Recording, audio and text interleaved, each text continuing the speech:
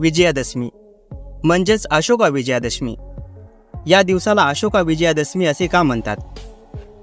सम्राट अशोकाला चंड अशोक म्हणून ओळखले जात होते, कारण सम्राट अशोकाचा स्वभाव अत्यंत युद्धखोर असा होता. सम्राट अशोकाच्या राज्याभिषेकानंतर 8 वर्षांनी म्हणजेच इसवी सन पूर्व 261 मध्ये कलिंगचे युद्ध झाले. हे कलिंग युद्ध भारतीय इतिहासातील एक महत्त्वाचे युद्ध आहे. इसवी सन पूर्व 3ऱ्या शतकात अखंड भारताचा जास्तीत जास्त भाग हा मौर्याच्या आधिपत्याखाली असूनही कलिंग हे एक स्वतंत्र राज्य होते. हे कलिंग राज्य मिळवण्यासाठी सम्राट अशोकाने कलिंगवर स्वारी केली आणि या युद्धात जवळपास 1 लाखापेक्षा जास्त सैनिक व सामान्य जनता मारली गेली. हे युद्ध सम्राट अशोकाने जिंकले, परंतु या मिळालेल्या विजयाने तो आनंदित न होता उलट युद्धातील जीवितहानी बघून तो अत्यंत दुःखी झाला. तो मनातून हळहळला. त्याला खूप पश्चाताप झाला.